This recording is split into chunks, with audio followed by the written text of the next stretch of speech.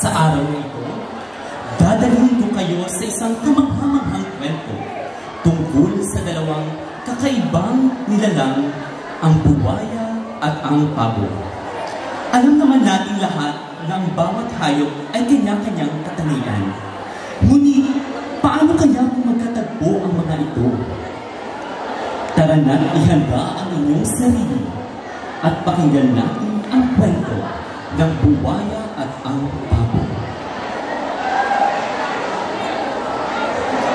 Noong unang panahon, may isang batang buwayang namumuhay sa pampang ng ilog Pasig. Siya ay mabangis at ubod ng sakin. Sa kadahilanan ito, walang ibang hayop ang magkalakas ng loob na siya'y lapitan. Isang araw, habang siya ay namamahinga sa ibabaw ng isang bato, napag-isipan niyang mag-asawa na. Pasigaw niyang sinabi, "Ibibigay ko lahat ng pag-aari ko upang magkaroon ng asawa."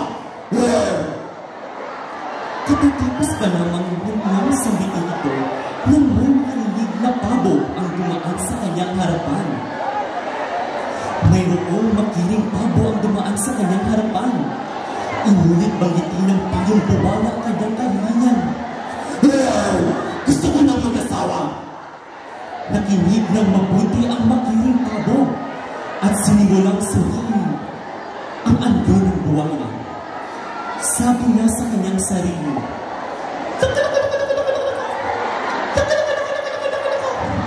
"Pakakasin ko ang buwaya nito. Mayaman siya.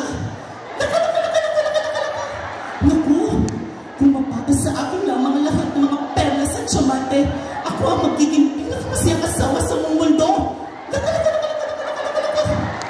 Bumaba ang pabo na kung saan naroon ang buwaya.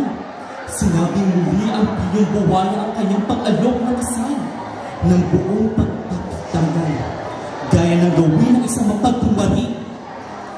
Inakala ng pabo na ang malaking mata ng buwaya ay dalawang magagandang diamante at ang magaspang ng balat nito ay gawa sa perlas, kaya tinanggap niya ang alok nito pagpapakasal. Inaanyayahan ng buwaya ang pabo na umupo sa kanyang bibig upang sa gayon ay hindi daw madumihan ng putik ang maganda nitong plumahe. Sinunod naman ang mamang ng ibon ang kalingan ng buwaya. Ano sa palagay ninyo ang nangyari? Ano? Tama. Ginawang masarap na hapunan ng sakim na buwaya ang kanyang bagong asawa.